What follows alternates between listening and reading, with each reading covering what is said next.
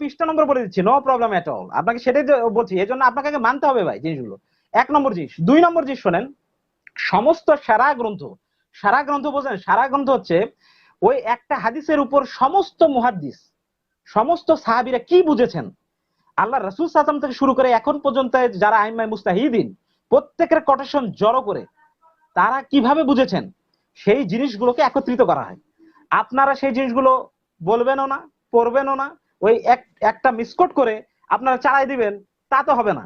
আপনাকে এই জন্য আমি বলছি যে জিনিসটা, সেটা হলো যে এই একটা জন্যই কোথায় আমরা মিস বলে কোট থাকি করলাম ভাই? যে আপনারা একটা কোথায় মিস কোট? না, আপনাকে আমি বলছি, না, আপনি আমি তো শেষ আমাকে করি আসিফ ভাই, আসিফ ভাই আপনি আমাকে, আমি একটু শেষ করি।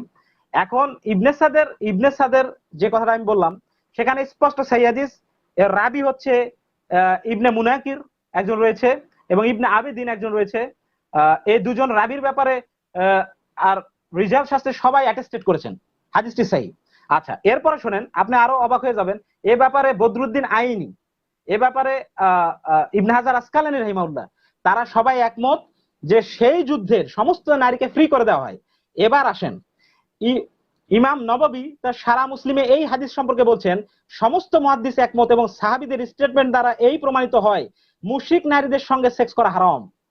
অতএব তাদেরকে প্রথমে আগে মুসলিম হতে হবে, তারপরেই শুধুমাত্র তার সঙ্গে কি বিয়ের স্ট্যাটাসে, সেম স্ট্যাটাসে তার কনসেন্ট অনুযায়ী তার সঙ্গে সেক্সুয়াল ইন্টারকোর্স হওয়া জায়েজ। এটার দলিল কি? আসেন এবার এটার দলিল কিতাবুল মাগাজি মামার বিন রশিদ তাকে দিয়েছেন। উমর ফারুক রাদিয়াল্লাহু আনহুর কাছে একজন চিঠি লিখলেন যে খালিদ বিন ওয়ালিদের নেতৃত্বে যুদ্ধ করতে যে একজন সাহাবী বাই মিস্টেকেনলি একজন দাসীর সঙ্গে সরাসরি সেক্স করে ফেলেছে। উমর রাদিয়াল্লাহু চিঠিতে উত্তর লিখলেন যে এটা কি করা যায়। উনি সরাসরি বললেন ওকে রজম দিয়ে হত্যা করতে হবে। ভাইজান, রজম দিয়ে, পাথর নিক্ষেপে হত্যা করতে হবে। কোথায় গেল আপনার দাসী sex?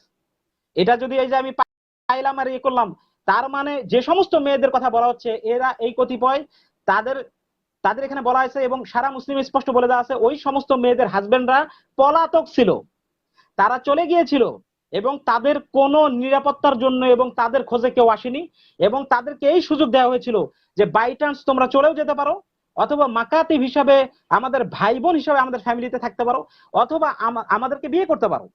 Any option you can choose.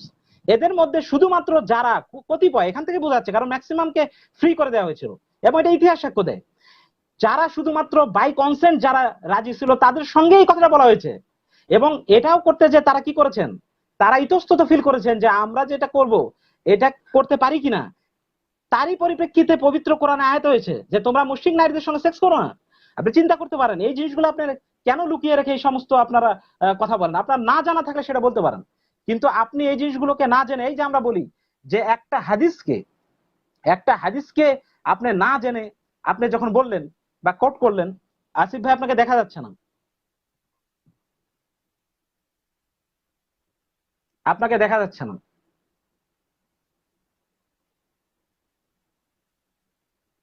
আপনাকে দেখা যাচ্ছে না, আপনি কই গেলেন? আপনারা এই জিনিসগুলো জানেন না, বুঝেন না, আপনি কেটে দিলেন।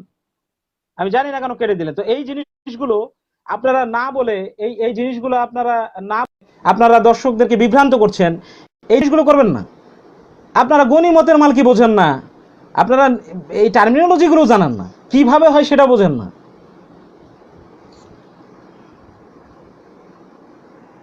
অতএব আশা করি এই জিনিসগুলো বুঝে শুনে তারপর কথা বলতে আসবেন। আচ্ছা, এখানে আসিফ মহিউদ্দিন সম্ভবত কেটে দিলেন, আমি জানি না। আসিফ মহিউদ্দিনকে আমি আবার কল করছি, আপনি আসেন। অতএব বোঝা গেল উনি যে কোটগুলো করছেন উনি নিজেও জানেন না। ওটার বিপরীতে যে হাদিসগুলো আমি প্রেজেন্ট করলাম ইবনে সাদ থেকে, তাবারি থেকে, এবং সবগুলো সহিহ সানদে আজকে দিয়ে দিচ্ছি, উনি কেটে দিলেন। আমি জানি আসিফ মহিউদ্দিন আপনি কেটে দিলেন কেন ভাই? আপনি যখন আপনি আসেন, আমি অপেক্ষা করছি।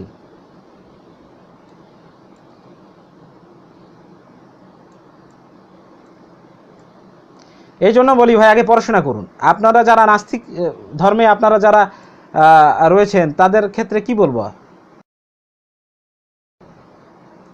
আজকে দেখলেন এদের কি অবস্থা। এই যে এই সমস্ত ডিবেটে যখন তারা আসে দেখবেন যে পড়াশোনা করুন ভাই। এই জন্যই বলবো যে আপনারা পড়াশোনা না করে এইভাবে আপনারা ধরা পড়েন। আমি এখানে তাকে পাচ্ছি না, আসিফ মহিউদ্দিনকে আর পাচ্ছি না। আমি এই দেখুন নাস্তিকদের কি অবস্থা। জাহাঙ্গীর আলম বলছে ইবনে সাদের হাদিস লিখন কখন? ইবনে সাদের হাদিস বলে কোনো কিছু নেই। চিন্তা করতে পারছেন? ইবনে সাদে হাদিস বলতে কিছু নেই। এটার এজন্যই বলেছি যে মূলত রেফারেন্স ভিত্তিক কথা বললে 2 মিনিটের বেশি স্ট্যান্ড করার যোগ্যতা তাদের নেই। তো আশা করি আজকের পর গনিমতের মাল নিয়ে কথা বলার আর সাহস তাদের হবে না। আজকে এই পর্যন্তই। আমারও ফোনের চার্জ প্রায় শেষের পথে।